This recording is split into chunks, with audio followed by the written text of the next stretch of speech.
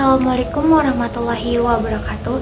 Halo semuanya, perkenalkan nama saya Salwa Indah Nazufah, mahasiswa dari Universitas Bina Bangsa, Prodi Bimbingan dan Konseling dengan NIM 130822000015. Video ini saya buat guna memenuhi mata kuliah pendekatan dalam konseling dengan dosen pengampu Ibu Lira Erwinda MPD Kons. Pada kesempatan kali ini saya akan membahas tentang teori pendekatan postmodern. Baik, langsung saja. Yang pertama ada tokoh-tokoh pengembangan konseling postmodern. John Francis Lyotard adalah orang pertama kali yang memperkenalkan postmodern di bidang filsafat dalam ilmu pengetahuan pada tahun 1970-an.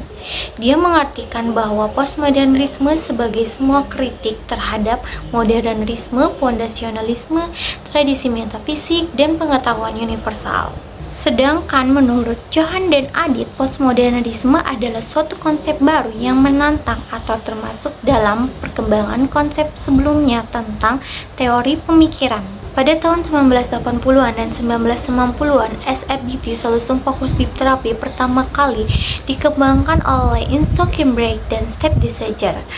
Mereka berdua adalah direktur eksekutif dan penelitian di Senior Deep Therapy Family Center (BFTC). Jadi SFBT adalah suatu pendekatan terapeutik yang didasarkan oleh bukti untuk pencapaian tujuan jangka pendek. Selanjutnya ada hakikat manusia menurut pendekatan teori postmodern. Makhluk hidup, khususnya manusia, seharusnya tidak terpaku pada masalah, melainkan berkontribusi pada solusi, bertindak, dan mampu menyelesaikan solusi yang diinginkan. Selanjutnya ada konsep dasar teori pendekatan konseling postmodern. Menurut Corcoran dan Philae dalam Ediono 2023, pendekatan konseling postmodern menaruh penekanan pada pemahaman bahwa realitas adalah subjektif, kompleks, dan terbentuk oleh pengalaman individu serta konteks sosial mereka. Terapi SFBT yang menekankan solusi dianggap sebagai model postmodern yang memiliki sifat sistematik serupa dengan pekerjaan sosial yang menekankan pada konteks dari segi teoritis. Terapi ini juga mengapresiasi kemampuan adaptasi dan fleksibilitas. Asumsi pribadi sehat dan bermasalah. Yang pertama ada pribadi sehat. Bisa mendesain dan membuat penyelesaian masalah sehingga orang tidak selalu berkutat pada masalah yang terjadi padanya. Yang kedua, individu yang tidak hanya memperhatikan setiap masalah yang muncul, melainkan menyelesaikannya dengan segera.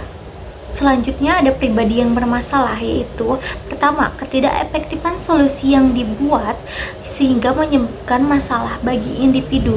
Kedua, individu mengalami masalah karena percaya bahwa ketidakbahagiaan atau ketidaksejahteraan mereka berasal dari dirinya sendiri. Selanjutnya ada tujuan konseling menurut pendekatan postmodern.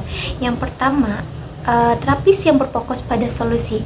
Yang kedua, setiap konseling memiliki tujuan yang unik yang dibentuk oleh mereka sendiri. Tiga, pendekatan terapis yang berfokus pada solusi menekankan perubahan yang kecil, realistis, dan dapat dicapai dengan hasil positif. Yang keempat, terapi berfokus solusi melibatkan perubahan dalam pandangan atau kerangka referensi yang digunakan oleh konseling untuk menghadapi solusi problematis.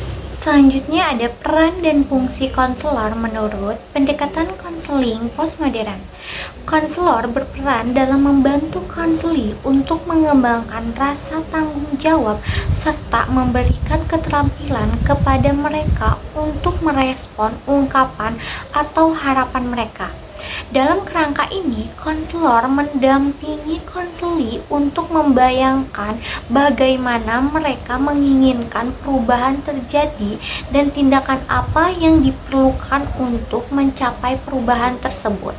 Konselor juga bisa berperan sebagai teman, yaitu konselor dapat berusaha menciptakan lingkungan yang ramah, peduli dengan konseli. Ini akan memberikan mereka keyakinan bahwa mereka memiliki potensi untuk mengubah dunia di masa depan. Selanjutnya ada tahap-tahap teori pendekatan konseling postmodern. Menurut The Sager dikutip oleh Sligman 2026 dalam Purwoko 2020, SFBT biasanya melalui 7 tahap. Yang pertama, identifying possible complaint, yaitu identifikasi keluhan yang dapat diselesaikan adalah langkah awal penting dalam konseling.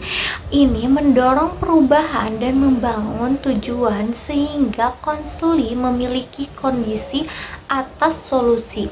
Konselor dan konseli bekerjasama untuk menggambarkan keluhan tersebut. Contohnya, apa yang ingin Anda ubah atau apa yang mendorong Anda untuk datang ke sini. Nah, yang kedua ada establishing goals, yaitu konselor dapat membantu konseli untuk bekerja sama merumuskan tujuan yang konkret dapat diamati dan diukur. Contohnya, apakah yang akan menjadi tanda pertama dari perubahan tersebut. Selanjutnya yang ketiga ada discerning on inversion, yaitu konselor menggunakan kreativitas sebagai strategi terapi untuk mendorong perubahan. Jadi tidak peduli seberapa kecil perubahannya.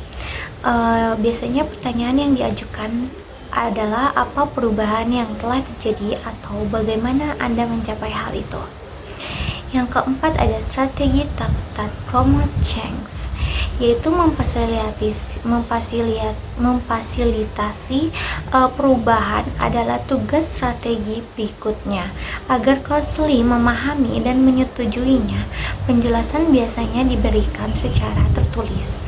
Yang kelima ada identifying dan envisaging new behavior and change, yaitu ketika konseli kembali dari tugas mereka menemukan perilaku baru yang baik dan perubahan.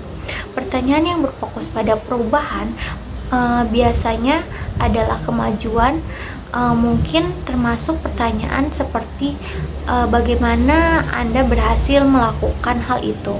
Yang keenam ada stabilization, yaitu stabilisasi sangat penting dalam membantu individu mengonsolidasikan keberhasilan dan secara perlahan mengalihkan perspektif mereka ke arah yang lebih efektif dan optimis. Selama tahap ini, konselor mungkin secara sengaja memperlambat kemajuan konseli untuk memberikan mereka waktu untuk menyesuaikan diri dengan perubahan yang telah terjadi. Yang ketujuh, tahap terakhir ada traumation, yaitu konseli biasanya memulai pengakhiran konseling setelah mencapai tujuan mereka. SFBT mengakui bahwa individu mungkin perlu kembali untuk terapi tambahan. Terapi SFBT tidak hanya bertujuan untuk menyelesaikan masalah dengan cepat. Ini juga membantu orang menjadi lebih mandiri dan mampu mengatasi masalah di masa depan melalui proses yang membangun rasa percaya diri dan memberikan dukungan. Teknik spesifik konseling menurut teori pendekatan konseling postmodern.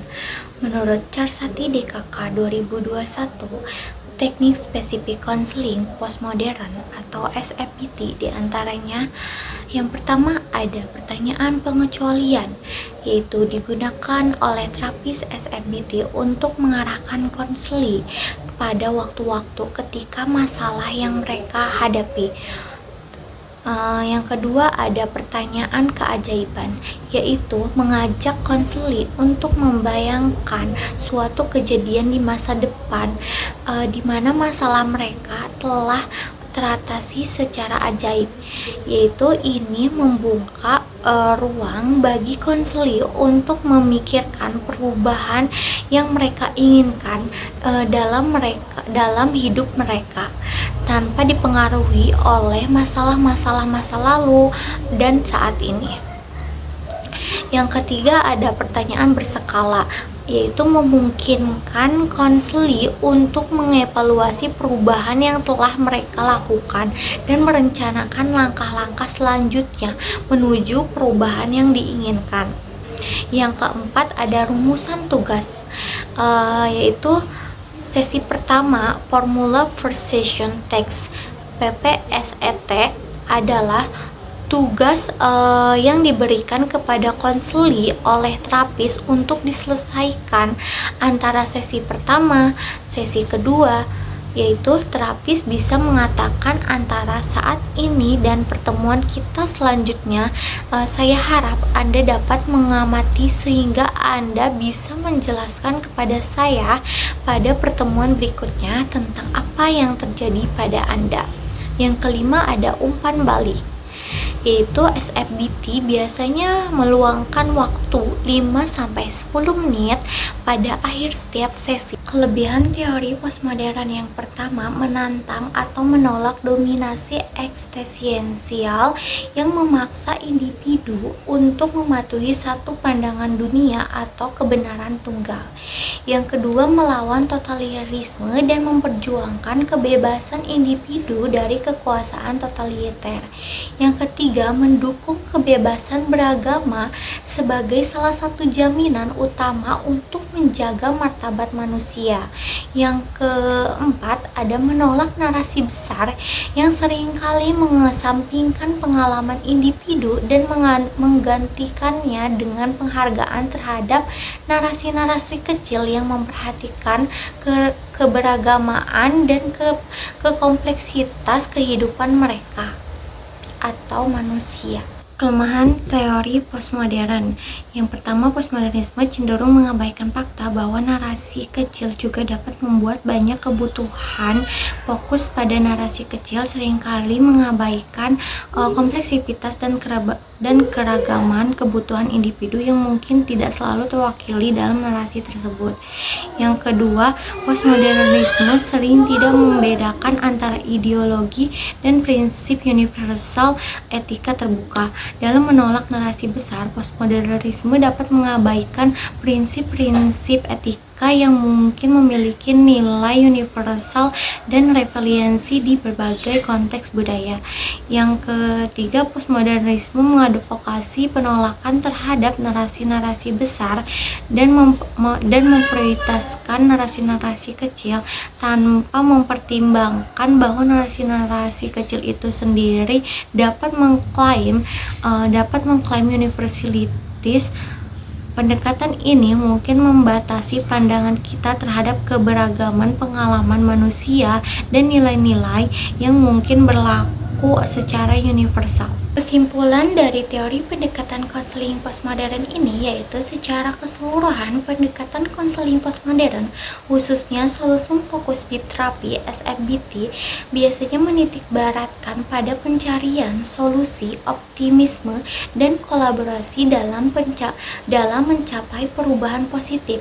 Namun, dalam kritik terhadap modernisme terlihat bahwa postmodernisme menghadapi tantangan seperti pengabaian terhadap kompleksitas individu dalam narasi kecil, ketidakpahaman terhadap nilai-nilai etika universal, dan penolakan terhadap narasi-narasi besar tanpa mempertimbangkan klaim universalitas dalam narasi-narasi kecil. Oleh karena itu, sementara postmodernisme menawarkan pendekatan yang inovatif dalam konseling, juga penting untuk mempertimbangkan keterbatasannya dalam memahami dan mengatasi kompleksitas secara keseluruhan. Cukup sekian dari saya pembahasan tentang pendekatan teori konseling postmodern. Kurang dan lebihnya mohon maaf. Wassalamualaikum warahmatullahi wabarakatuh.